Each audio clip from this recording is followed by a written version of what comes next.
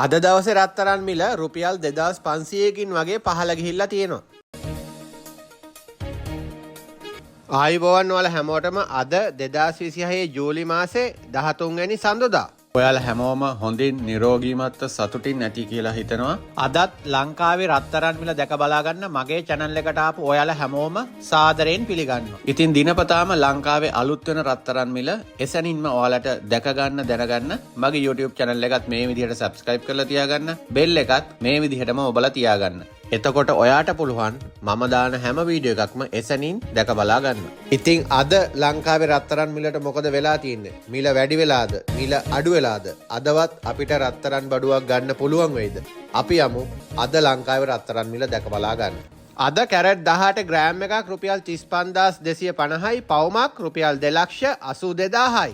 Carrot 21 gram එකක් රුපියල් 41125යි, පවුමක් රුපියල් 329000යි. කැරට් 22 ග්‍රෑම් එකක් රුපියල් 43250යි, පවුමක් රුපියල් 346000යි.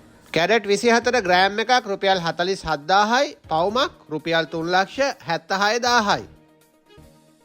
ඒ වගේම රත්තරන් ග්‍රෑම් 8ක එකතුවකට තමයි පවුමක් කියලා කියන්නේ.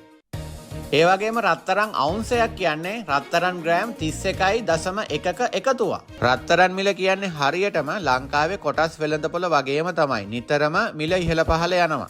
ලංකාවේ රත්තරන් වල කැරට් ප්‍රමාණය අනුව මිල ඉහළ පහළ යන විදිහ තමයි මම මේ ඔයාලට පෙන්නලා දීලා තියෙන්නේ.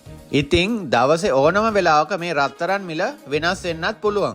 ඒ වගේම මම මේ වීඩියෝ වල සඳහන් කරන මිල ගණන් සම්පූර්ණම මෙන්න මේ රත්තරන් වල මිල ගණන් විතරයි. කිසිම නිර්මාණයක් නොකරපු රත්තරන් වල මිල ගණන් තමයි මම ඔයාලට පෙන්නන්නේ. ඊට පස්සේ ඔයාලා මෙන්න මේ වගේ නිර්මාණය කරපු රත්තරන් බඩු ගන්නකොට අනිවාර්යෙන් මේවට හැදුම් කුලියක් ඒ ආයතන වලින් ගන්නවා.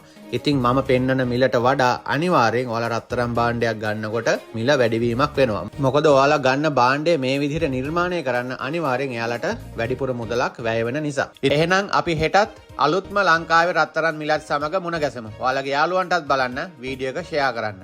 ඔයාලා හැමෝටම සුබ දවසක්.